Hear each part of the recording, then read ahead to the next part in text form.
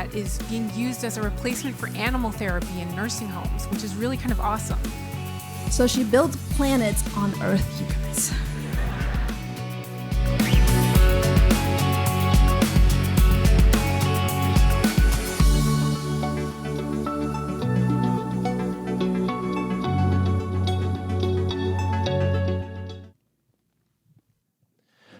Good evening, everyone. Welcome to the Museum of Science Boston and our very special Reno Family Foundation Symposium, an evening with Ghetto Gastro. Let's make some noise. It's a Wednesday night.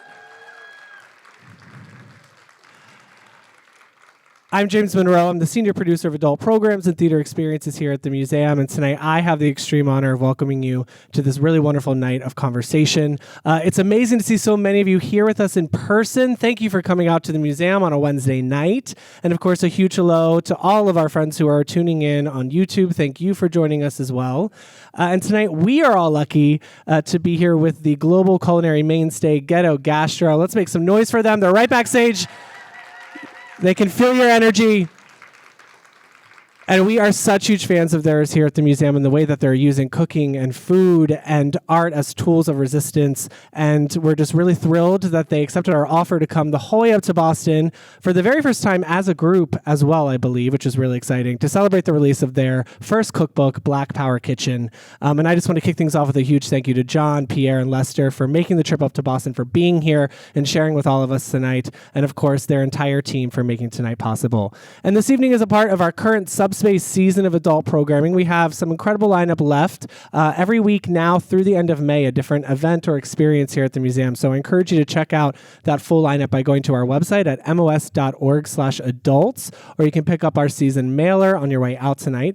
Now, how the night's going to work, after the conversation, the guys will have a chance to take questions from all of you. So whether you're here in the room or you're watching at home, to submit a question at any time, all you have to do is pull out those smartphones and go to slido.com and enter the code GASTRO just as it appears on the screen right now, and we'll get through a bunch of those a little bit later on. And then if you're here in person, we encourage you to stick around for a reception right down in the Blue Wing afterwards.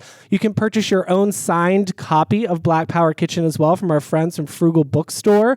They'll be down there selling copies. Our special guests will stick around for a little bit to continue the conversation with you, so make sure you join us. I need to thank our friends Jack and Susie Reno and everyone at the Reno Family Foundation for their ongoing support of this symposium series and of the adult programming here at the museum. We would not be here without them, and this would not be a free event without them. So please join me in giving a huge thank you to Jack and Susie Reno. But now it's my extreme honor to welcome out our first very special guest for the evening, our dear friend and our moderator for the evening. She is a culture columnist for the Boston Globe and the creator of A Beautiful Resistance. Please give it up to my dear friend, Jeneé Osterheldt.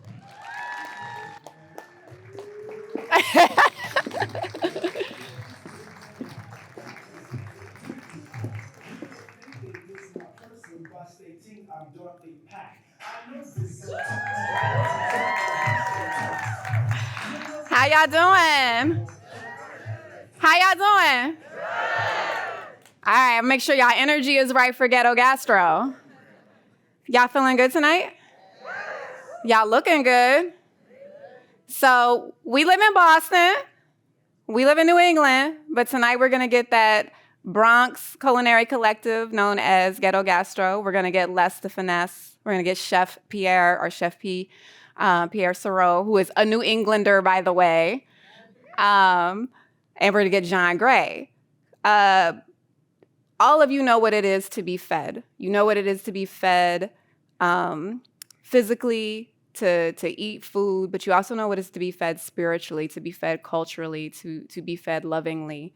And Ghetto Gastro exists to not just put food on your plate, but to give you food for thought, to give you food for culture. The way they use food to tell story, to make space for Black and brown people, to lift us, to love us, to connect is beautiful. And the way they plant their flag for the Bronx is not so different from the way Bostonians plant their flag here and how we puff our chests with pride and fill our plates. Is Chef Douglas in the house? Hey, Chef Doug.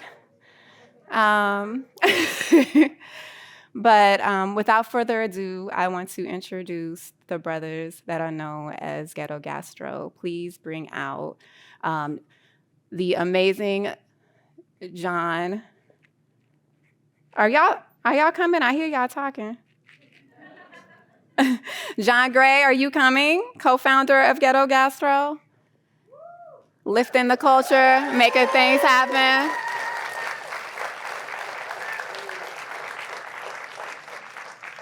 Chef P. Elias the Finesse. Elias.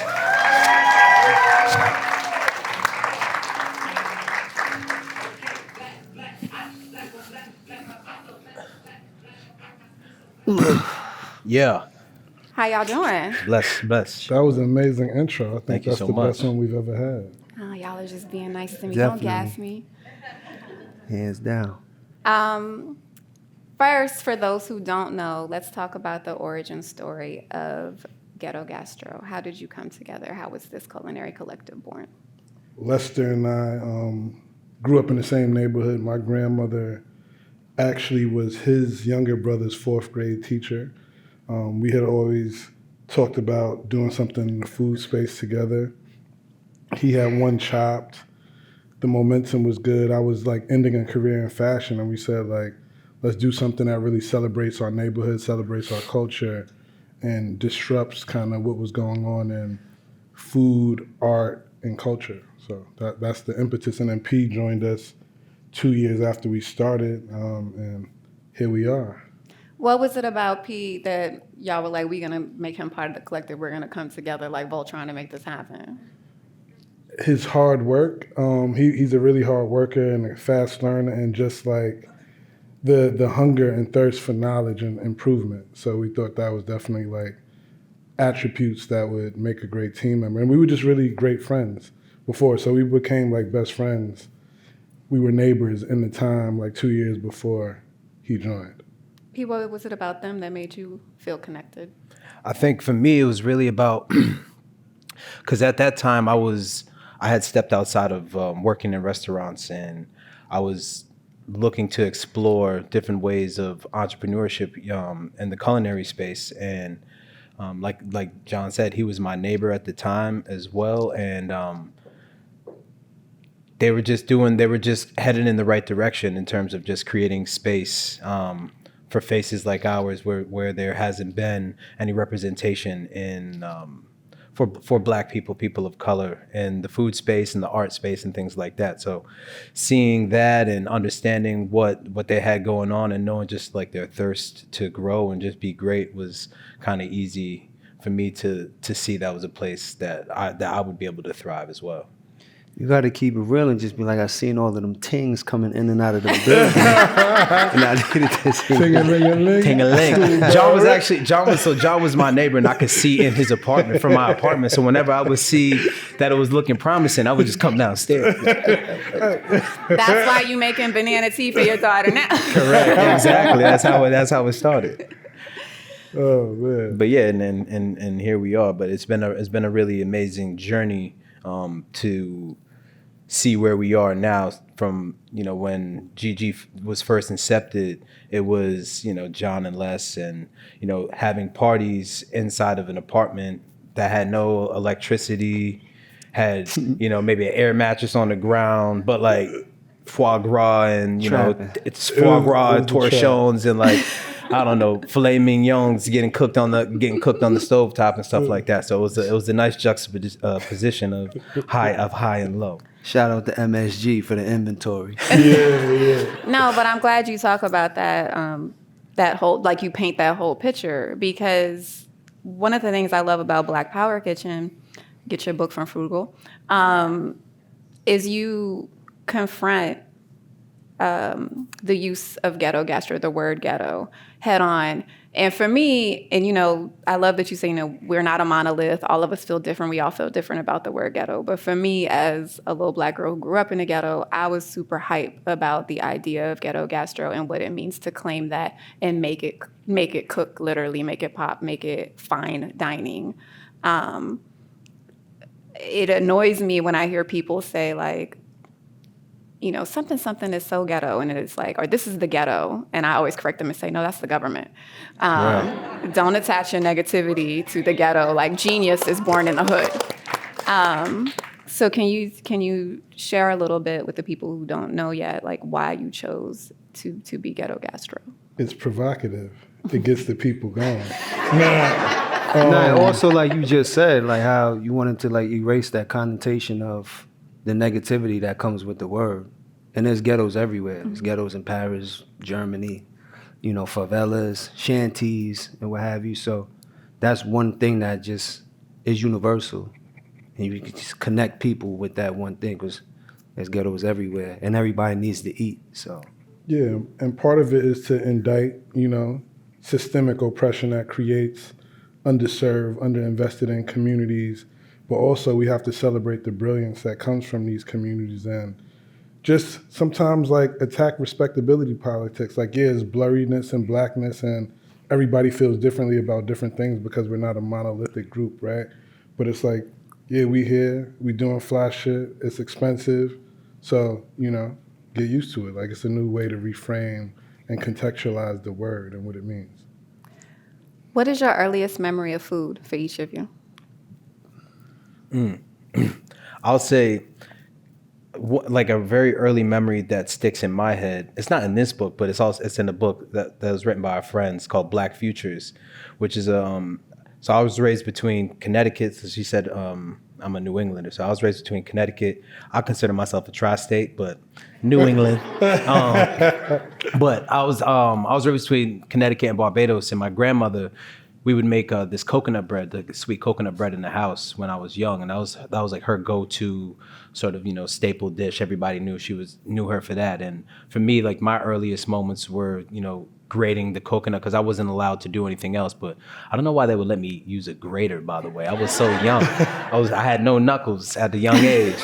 But yeah, just spending time in the kitchen with my grandmother making coconut breads and things like that, and just learning my ropes and learning my ways around the kitchen from just a young age. I can still, when I close my eyes, I can still smell those things and like smell the nutmeg and the almond essence and the different components that go into that. And those moments are very vivid in my mind when I think about food. I can't think about like the first thing I ate. I know my first word was milk, and the first word I could spell was steak. So I think that I was off to the races from a young age. But yeah, time in the kitchen with my grandmother in the islands was definitely something that cemented in my brain for a long time. My first vivid memory of food probably would be like, I used to have dinners with a pretty big family. Like, I got a lot of older cousins than me, and I used to get the food snatched off my plate if I wasn't paying attention. So I said, I'm gonna learn how to cook my own food so I could just keep some food in the stash. Nobody can snatch nothing off my plate anymore. I think I have two early poignant food memories. One was I went to this after school program at the 92nd Street Y, and we made a cookbook, like when I was in kindergarten. And I remember my contribution to the cookbook was ants on a log. So this was celery, peanut butter, but I did it with cranberries instead of raisins.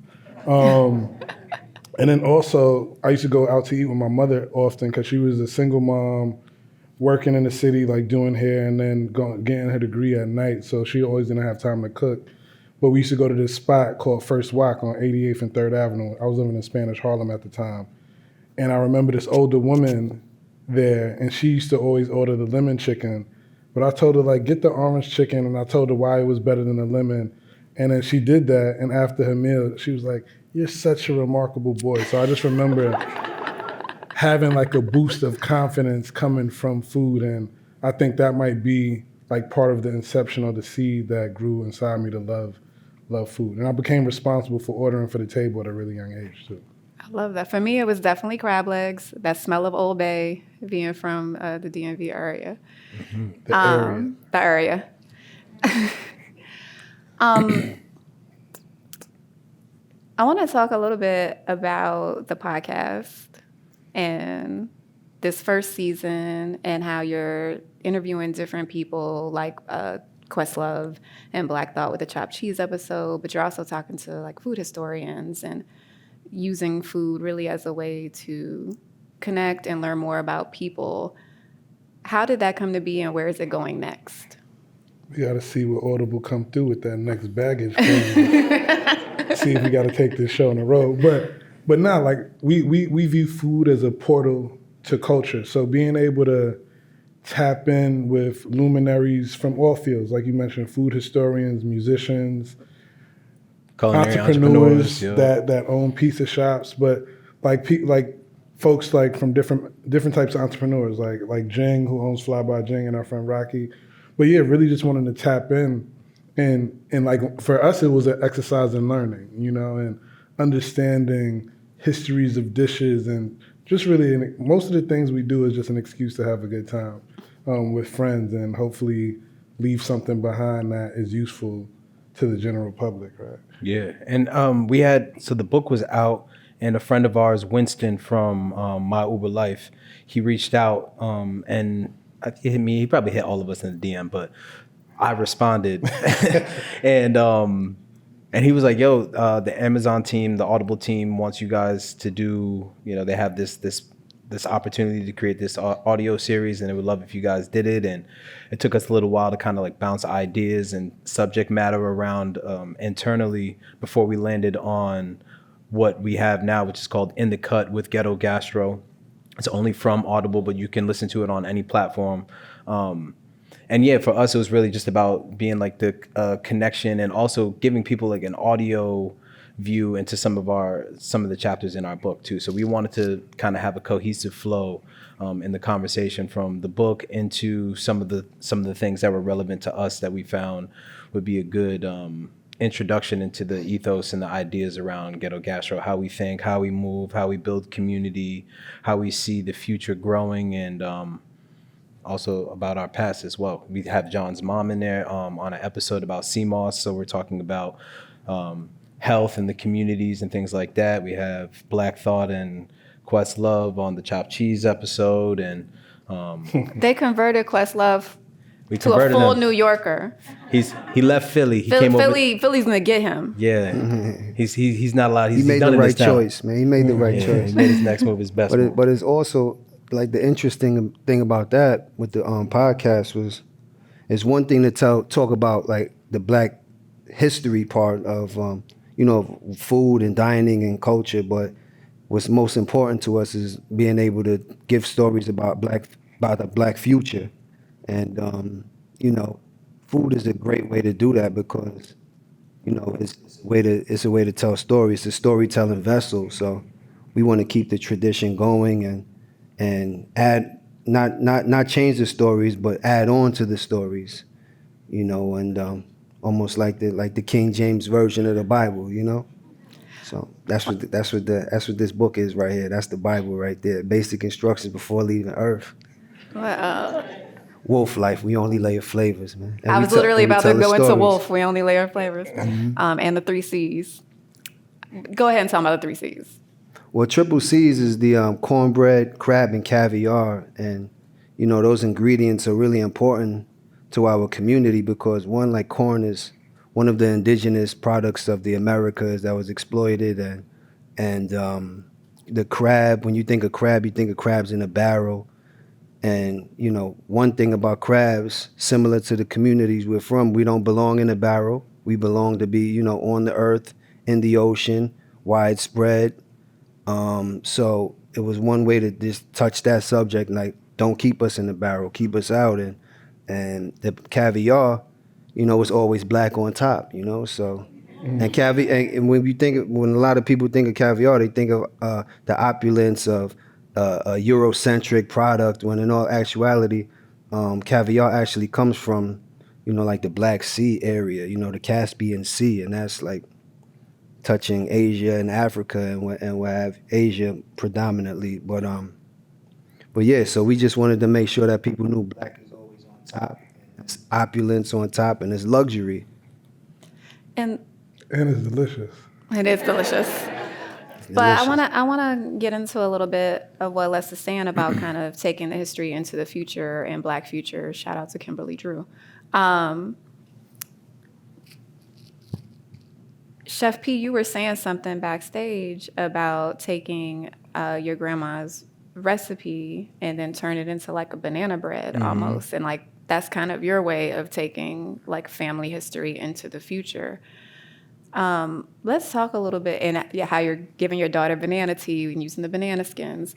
Can we talk a little bit about how we lose so much all throughout the diaspora? We lose so much of our history and our culture as our families move, as our families were, our ancestors who were formerly enslaved, immigrating. There's just a lot that happens through assimilation, through indoctrination, through just the sheer nature of oppression that kind of sometimes strips us from our story. And food is a way to keep it. It's a way to preserve it. And it's also a way to grow it forward. And you do so much. This is so much more than a cookbook. It really is kind of a cultural touchstone. And there's something really beautiful and magical about using food this way. It's not totally different from what Carrie Mae Weems did within the kitchen in that portraiture series, and just kind of taking this really precious way of space keeping. Can you talk a little bit about how intentional you guys are about that, about making sure we're always thinking about our Black future and our Black history and the teaching that goes on, whether it's, Amy Sherald and Carrie James Marshall's like artwork in here and conversation, a really amazing conversation with A$AP Ferg and also Thelma Golden, but it's really beautiful work. You really read the book, huh?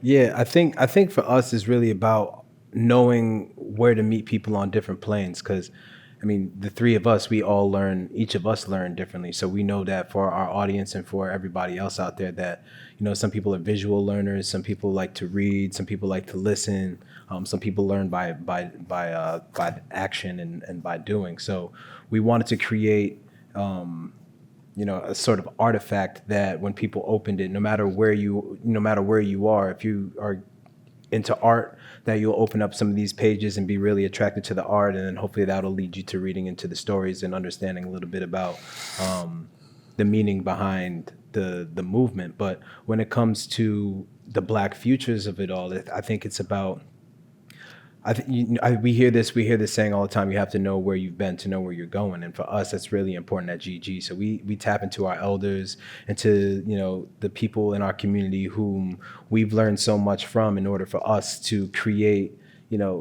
whether it's a dish, merchandise, an experience, or a product, we need to know for us just like what our ancestors were doing. And before slavery and before they were moved over from the continent, and how these ingredients got to these places. And we've really lost a lot of contact and connection with the food in our communities. And for us, we really want to bring back that connection and get people back into the kitchen, get them excited about the things that they're putting into their bodies, so that we know, we say that you have to have a high intake with premium goods to have a premium output, so if you want to put out good into the world, you have to put good into your body. So we start with that. We learn from our past, and we just create from the heart. And we also create kind of selfishly too at GG. We create things that we would want to see, that we would want to eat, that we would want to experience,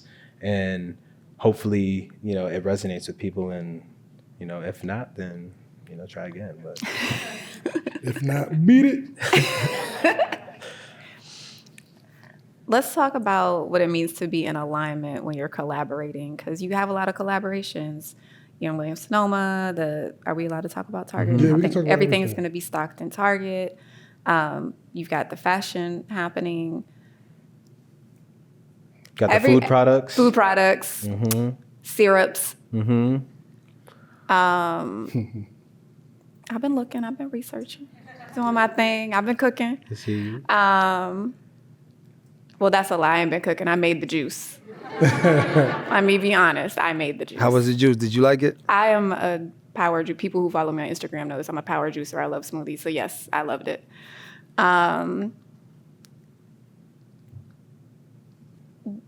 This thing happens when you are Black and kind of holding space for the community, and your profile is rising, and brands want to get on. They want to collaborate with you. And sometimes it works and it's like there's alignment, it makes sense, it's a good partnership. But sometimes it's like very much like they are exploiting Blackness for profit. How do you navigate partnerships? How do you discuss among yourselves what's going to work, what's going to make sense for the brand and the community? Well, when we're approaching collaborations on the commercial side, but really collaboration in general, it's really about a like mind. And I think because we have a name that's kind of controversial, we have our fee is crazy too. So it's like we have a lot of filters that kind of weed out like bad actors before we even have a conversation. But I think the main thing is like, are these things that we like? Do we use these products or do we shop at these stores? Like we used to go to Williams-Sonoma and buy the products there, have events, return them after.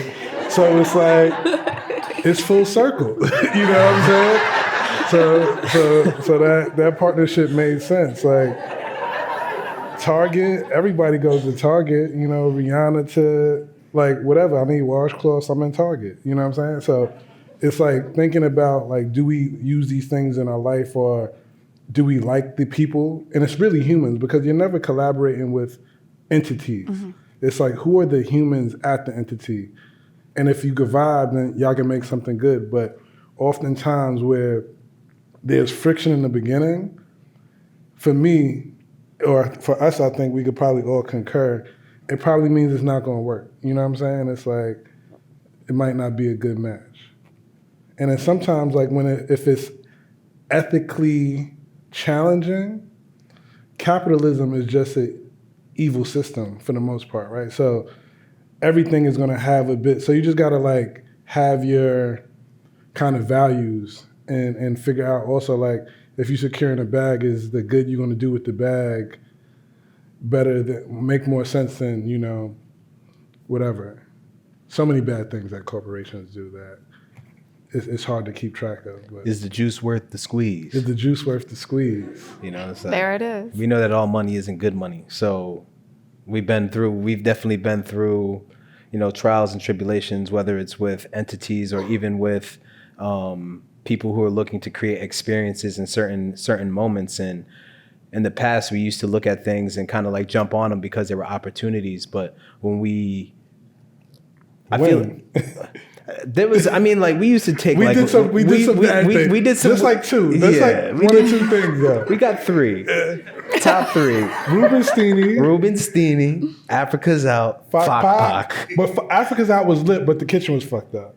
I know it's kids in the audience. I'm sorry for my language. No, I didn't see it at first because Africa's of the Out. So we did a dinner, and he said it was lit, except the kitchen was messed up. Like, no, it wasn't lit. Because it would have been lit if we had the proper kitchen. Yeah, we were going down in flames. Yeah. All right, so that's 3 in 10 years isn't bad. You know what I'm saying? Our batting average is high. Yeah. But those we weren't even doing for money. One of them we did for money.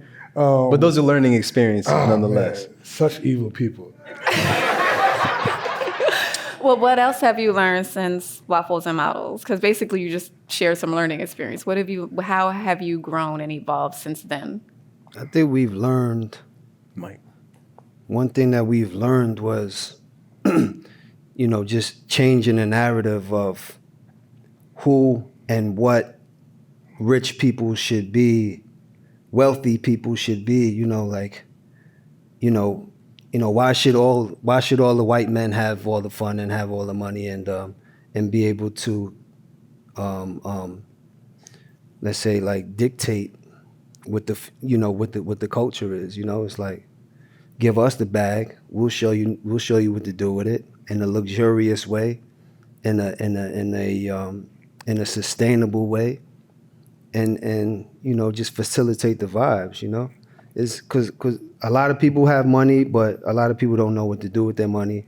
They're living very tacky, and they not, you know, they don't really have the bandwidth to, you know, reach the masses like we can. So it's looking at those type of people that I just described and figuring out what we could do to not ever be those type of people, and to always feed people's minds, bodies, not only feed their bodies, but feed their minds and their souls as well. Like give them a tangible product that has a long shelf life, like figuratively as well. You know, shelf life is very important to us. You know, we want to, like with the book, is like one of those tangible products from Ghetto Gastro that's going to be a product that's going to be able to withstand the test of times, and we're going to be able to see this book like 200 years from now. It'll be a relic, but it'll still be relevant though. No, it'll be a book that's passed down, just like I have books that were like cookbooks that were passed down in my family. Like that'll be something that someone gives to the next generation. This is definitely something that you're going to see in the MoMA, Museum of Modern Art, for sure. So. Well, and the Blacksonian. And the Blacksonian, for sure. Always love to the all Blacksonian. All of the above, man. Let's go. But I want to back to the book and something you said about evil capitalism.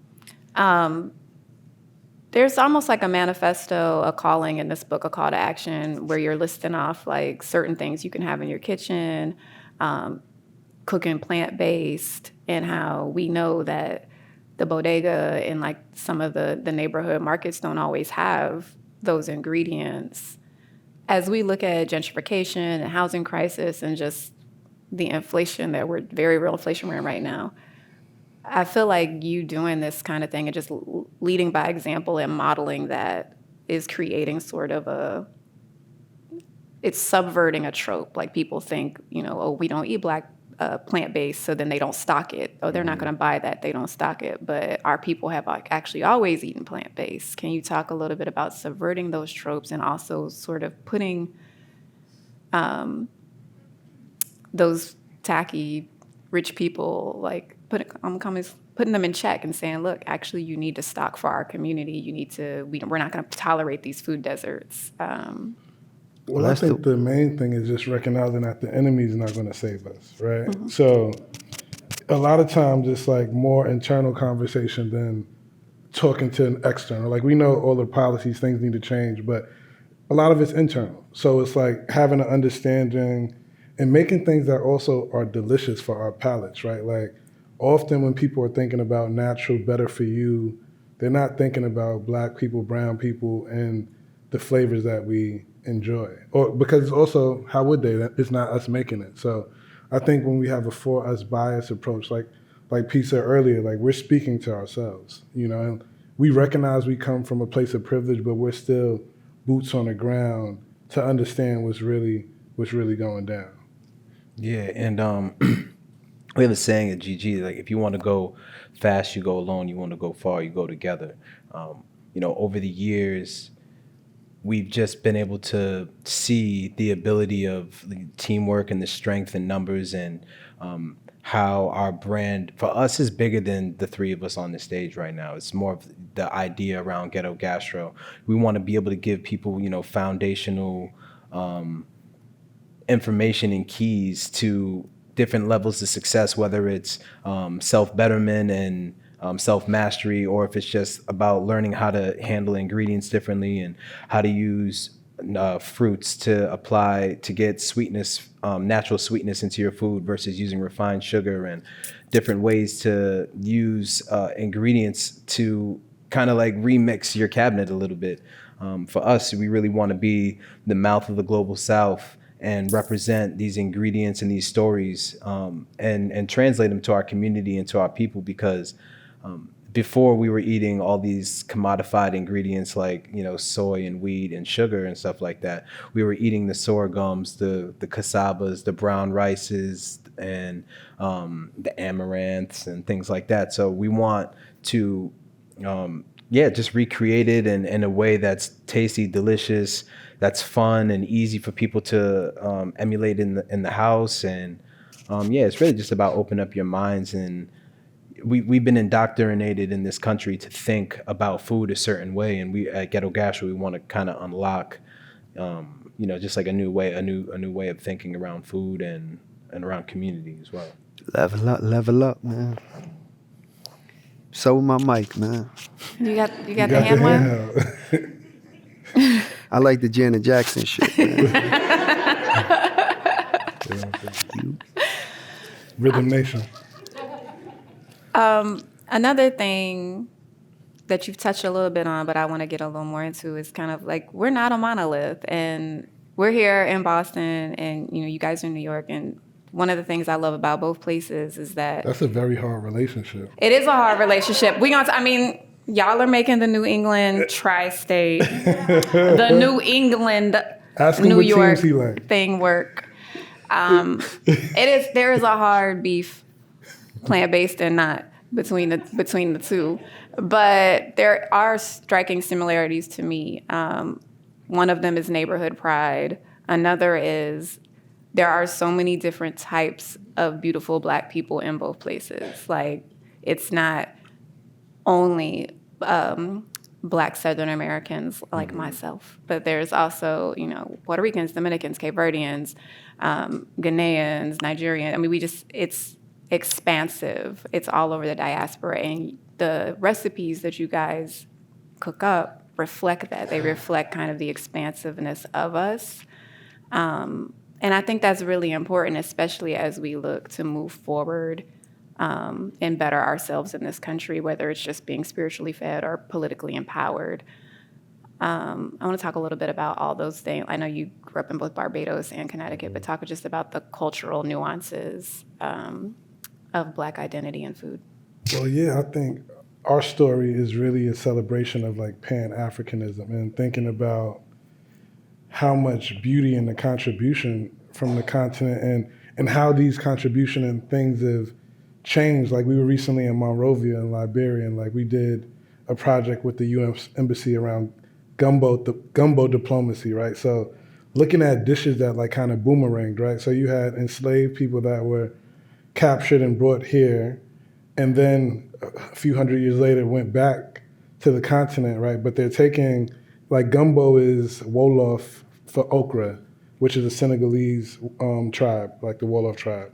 So like you have gumbo in the South, and it's an okra-based like situation soup, but then they go back to Liberia and they bring okra back, and like they bring hogs. So it's like just thinking about how food and how people and traditions travel and celebrating that. And it's also just deeply inspiring to us. Like, these are things that we didn't learn in textbooks, right? Like, we had to like learn from people, from the places, travel to places. And we feel like we have the privilege, and it's our duty to share these stories and the beauty of, Blackness in a global way. Yeah, and to represent and just to represent the global South, not just the South in the United States, but the Southern Hemisphere, and paying homage to our ancestors, making our ancestors proud. That's like our main objective, you know what I mean? And to highlight the pillars of our community, the women that raised us. I know when you asked me earlier, my first memory of food, I can't quite pinpoint my memory of food, but I do remember the kitchen being a place of congregation, where my mother would talk shit on the phone to bill collectors, to her friends, spilling all of the tea or receiving the tea, what have you, and me listening to that, me being around that, me being my mother's firstborn and being attached to her hip, and being having a protective attitude, losing my father at a young age, at 3 years old, being forced to become the man of the house at an early age and take on responsibilities. And one of those responsibilities was making sure we all eat, because we got to eat. It's one of those things that are vital to our health. So, just taking that notion of being the head of the household and taking control and being poised and giving. Yeah, and for us, it's like each of us come from similar yet different backgrounds, right? And we want to express to people that we understand that there's Blackness, like the guys were saying, universally, whether it's Connecticut or the Bronx or Barbados or Brazil. Each of us have different experiences, but the contribution to the culture has been immense, and we haven't been able to reclaim any of that and bring it back to our community, right? And show, like when you think about hip hop and just, in the Bronx, it's like hip hop and salsa and reggaeton and things like that. But the community in the Bronx doesn't reap any of those benefits of hip hop and being the birthplace of the biggest music genre in the world, right? So for us, we want to reclaim that energy, own it, and then be able to share it with our people. And also so people understand and they can see themselves in us and be like, oh, okay, well, you know, for the West Indians or people who are West African or people who are from certain communities, it's like, you know, we all experience life in a similar way, whether it's maybe you don't have food, maybe everybody, not everybody, but, you know, there's a lot of people out there who know what it is to be hungry and have their lights, have to choose between having your lights on or having food on the table. And, but there's also people out there who had both parents and who were able to have, things provided for them and maybe not have to have it as hard, but they might have had family members who have had experiences that connected them to the similar things too. So like just understanding just the levels of Blackness and our contributions and how important just sticking together is. Honestly, for us, it's really just about how community builds immunity. I'm from a very big family, and we call ourselves the Cousins by the dozens, and we pride ourselves on like being there for each other no matter what. Like, it doesn't matter what you did, you could be wrong, but you know, we're gonna have your back. And that's really been important to us at GG as well. It's just because that's what's brought us to this place that we're at now, is having a strong foundation of people behind us, around us, who can relate to us and who, you know, believe in us to, you know, get us to this point where we're on stage and we have books and products in stores and things like that. So, and it's not only food recipes in that book, it's recipes for success. You know, it's really interesting stories in there, interviews, so you become immersed in that, and it's an experience. You know, we wanted to provide an experience just like we do at our events. That was kind of like our claim to fame. You know, waffles and models, and you know, freestyle Fridays, and you know, coming to the hash house and just building and, you know, conversing with one another and trading stories. And oh, my mother makes her collard greens like this, kind of, sort of, and you know, but my aunt, she's my uncle married a Puerto Rican woman, my Aunt Millie, and she makes this amazing sofrito. So that's one of the things that we had to put in the book as well. You know, just to connect these stories and connect the global South. Well, and even having A$AP Ferg and Thelma Gold, just the expansiveness of the people that you're interviewing, the conversations that you're having, and then the art. I'm just blown away by so many of the artists that you have featured in there. Dream Hampton. Dream is a hero of mine. But can each of you kind of shout out, I know you just said the sofrito, but can each of you kind of shout out a recipe, or not just, each of you shout out a recipe and either an interview or a piece of art in this book that really stands out to you?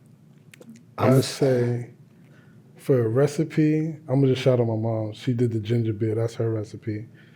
And then interview, I would say Dream, because it's about, you know, traveling and like the romantic side of traveling, and sometimes the sides that are less romantic. Like, you know, sometimes your first trip to Africa might not be exactly what you expect, right? Because Americans feel their Blackness, whereas like when you're on a continent and it's a majority Black space, you might not feel it the same way. So it's a different kind of vibe. So I really enjoyed the conversation with Dream.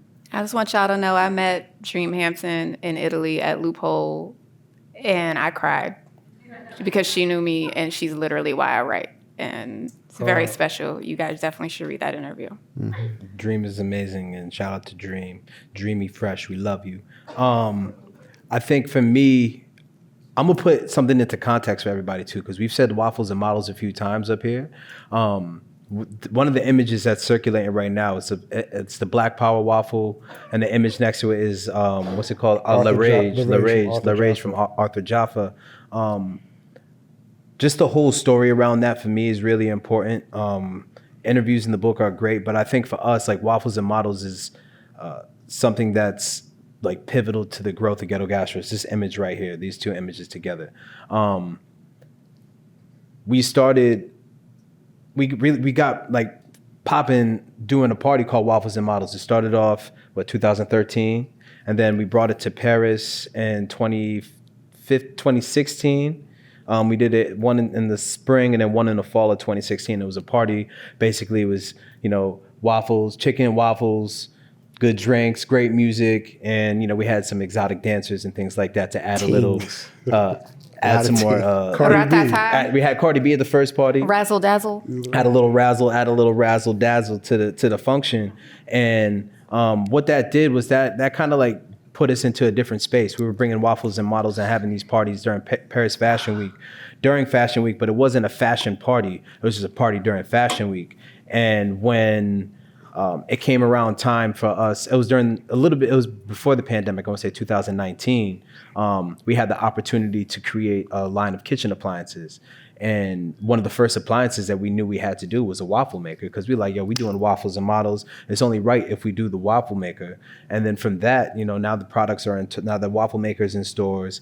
And once we had the waffle maker, we were like, all right, cool. Well, we got the waffle maker out. Now we have to have the waffle mix and the syrup to go along with it. So it's really just about like the whole story around the waffle and how important it's been to like the growth of Ghetto Gastro. And an air fryer for the chicken. Yes, exactly. You need the air fryer for the chicken. You need the waffle maker for the waffles, and you can put it together. But really, it's just really interesting to see how far just like this one dish has been able to take us, and how we've been able to navigate sort of entrepreneurship with just not only just a waffle, but with our eyes, with a lens on a waffle in general. I think for me, right now, just in this moment right now, that's a really important dish, recipe, image, story, just in general I also think it speaks to the continuity of your deep commitment to accessibility, because that's something, no matter who you are, you can wrap your head around, is a waffle. Yep. And it's gluten-free, dairy-free, all of the things. The new version in Target is gluten-full. Gluten-full. But we have the gluten-free, which is available online. And when we talk about being the mouth of the global South, we're using ingredients like brown rice and cassava, cocoa butter, things like that. Coconut sugar versus cane sugar. In the red velvet, we have strawberries and hibiscus, and to get the natural colorings and different flavors. I heard smash like, ooh. Yeah, so I think the waffle in general has just been a really cool product and focus for us at Ghetto Gastro. How we've been able to just take it from this one thing and make it into these different businesses. That's been really amazing. You grew it into a stack. I like that. You got bars. Yeah. Sometimes, that's my razzle dazzle. Favorite dish? I got a few, man. It depends on my mood and if you had to pick one out the book right now. It's the season now, right? It's like kind of like chili, so I'm gonna have to say we go with that Stewie Newton. And it's one of those dishes that are very community based. You got everybody in the community that could bring something to the table, put something in the pot. You got the beans, you got the mushrooms, you got all of the good accoutrements that go with it as well. One pot meal, hearty, and also it represents, Brazil, the favelas in Brazil. Brazil has the second largest population of Africans outside of Africa, and to my Cape Verdean roots. So I wanted to put that in there and just have people be able to have access to those stories, those ingredients, and those type of foods, and get the story behind it, and also the green for the money, because collard greens represent prosperity in our community, and people are used to having collard greens that are braised and cooked for hours, and this is one of those dishes that you could chop the greens up and add some different soy sauces and misos, and some ginger, some fried garlic and shallots, and just some amazing just some amazing. It's a raw salad too. It's a raw salad too, so if you're a raw vegan, that's good for you. Look, they hungry. The food vibrations are high. Yeah. Only high vibrational cuisine on this side. And as far as interviews, I really like the Thelma Golden interview, with how she references the bromance between the Bronx and Harlem, and how you always have that friendly competitiveness with neighborhoods, similar to like Boston with Roxbury and like the Southeast. You know what I mean? They both. You know what I'm saying? You got similar to that, but you guys love your neighborhoods, and you know it's all love at the end of the day. So like the food brings the people together. Like, You know, it's like Roxbury and Dorchester. Roxbury and Dorchester. I got you, Les. I got you. I was halfway there. From the Bronx. that's what man. pressure. But just so New we're Yorker, clear, right. it's the black of the Roxbury. Right. The blacker the Roxbury, the sweeter the curry.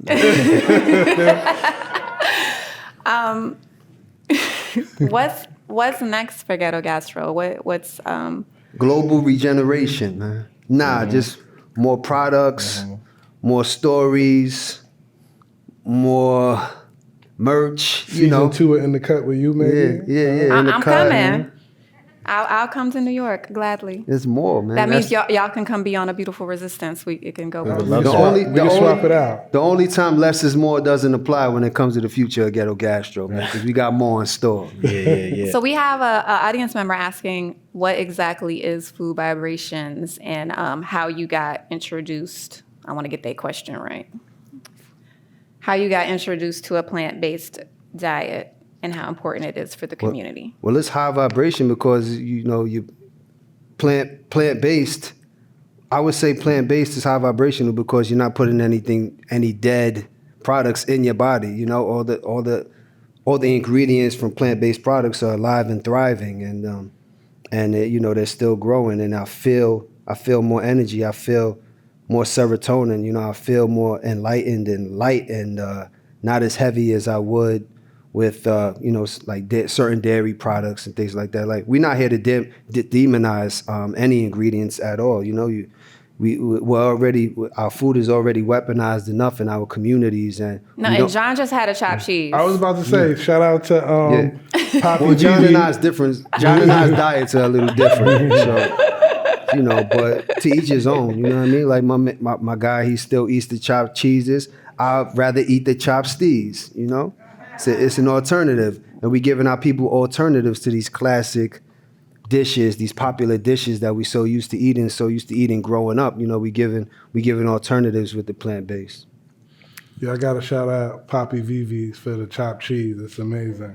Well, and I know Chef P's family got down at Mita. Yeah, we got down at Mita. Shout out to Chef Douglas Williams. I know he in the building. But yeah, somewhere. like for us, it's really a balance. Like we push the plants in our book because we know it's a deficit of delicious ingredients delicious dishes put on the platform for our culture to understand. Like, there are different ways, but we got jerk chicken in there, right? We got cornbread with fried caviar. fish. We got cornbread and caviar. So it's like, it just happened to be like the way we built this book was based on the outline of the chapters, and we were like, all right, what dishes serve this the bigger body of work? So, and it just happened that I guess maybe 80-90% of them were plant-based. But yeah, that's kind of how we like to do it, to hit you with that, oh, this is delicious, and it's like, by the way, there's no meat on that, right? It's no dairy in that. So Just to follow up on their question. And 𝗙𝗏 is vital. So we learned about the plants. It's like it's not new for our community. Like the Rastafarians have been eating, raw food since the jump, since the beginning of time, sea moss and things like that. So for us, it's about really reclaiming those narratives and holding those stories and being able to have the ownership of those things and to share the stories with the community how we see fit, more or less. Shit ain't new to us. It's true to us, man. But to finish their question, when you say food vibrations, are you talking about how it makes us feel? Yes, exactly. It's a vibration. It's just like how it makes you feel. Let's said it really the well. vibes, man. It's the vibes. You're putting life into your body. You're the gonna universe have energy. it's like when you go to the gas station, if you're pulling up in that G-Wagon, you're going to put 93 in it. You know what I'm saying? So treat your body like a temple. So, don't put like the low octane fuel in your body if you're trying to operate at a high level. Mm-hmm. I know we're getting down to time, but there's one more audience question, then I have a question.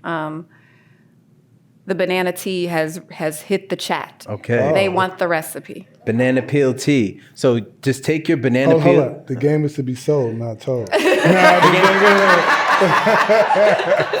Just be in one the next, freebie that'll be in the tonight. next book, High Vibrational Cuisine by Ghetto Gastro.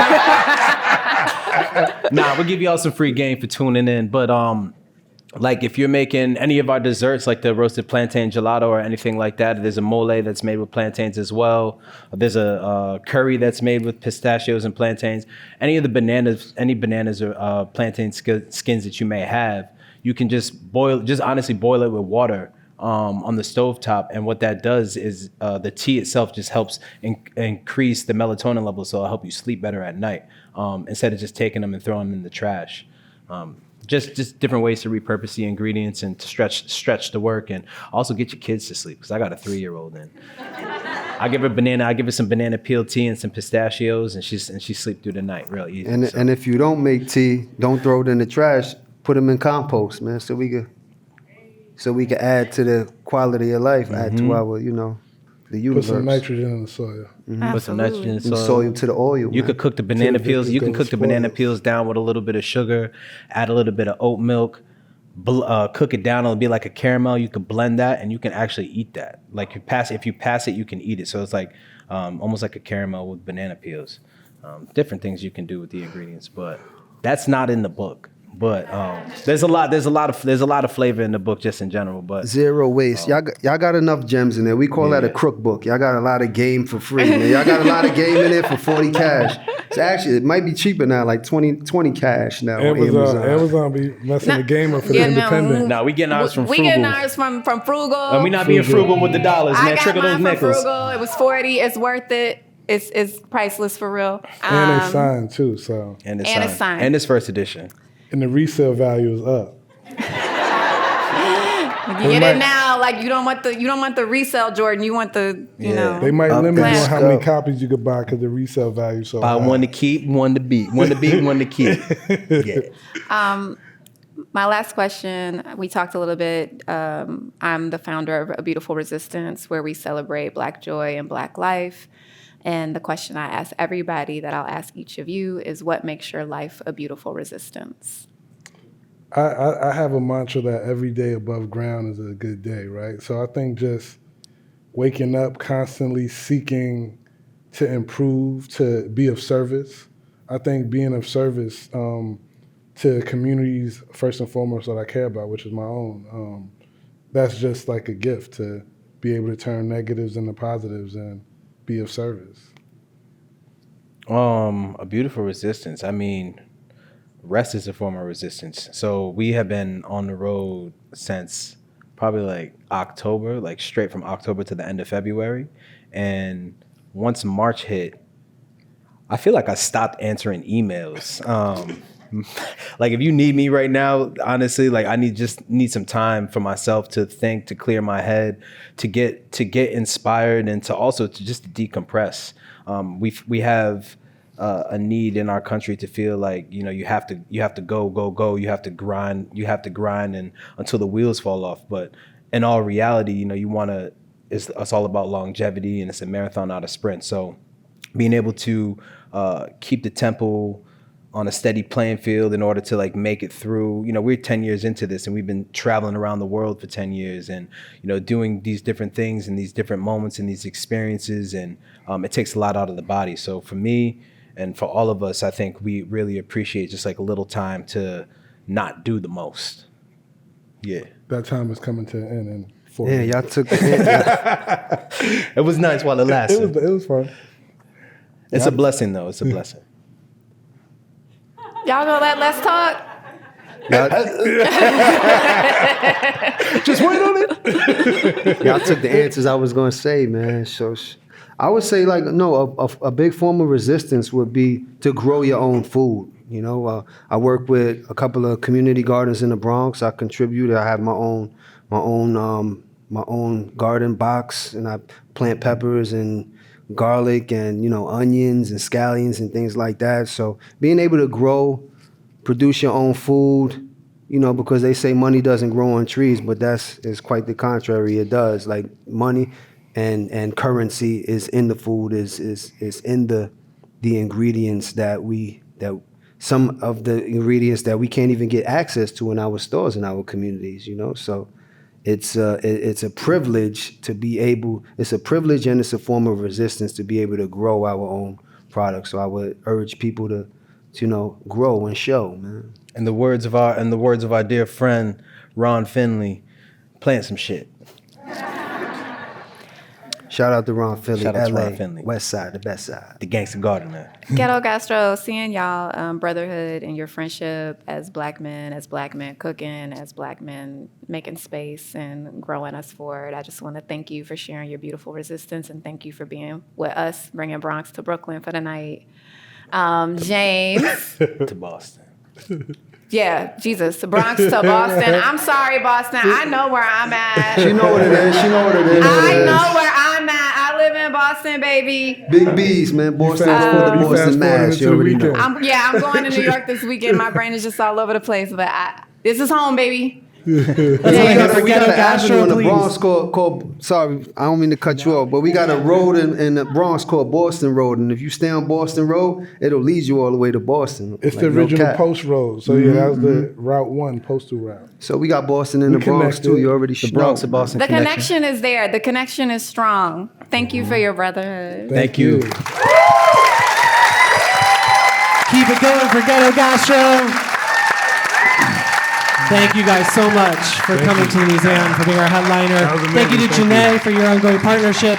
We're going to say goodnight to our live stream. Thank you so much for tuning in. Thank you to Jack and Susie Reno. We're going to see all of you downstairs. Make sure to get in line. Grab your signed copy of Black Power Kitchen from Frugal Bookstore. We'll see you down there in a few minutes. Thank you. Drop. Is this my beat one? Is this my one to beat up? Yeah, one to beat, one to keep. Oh, that's yours. I was Get like, it that's signed.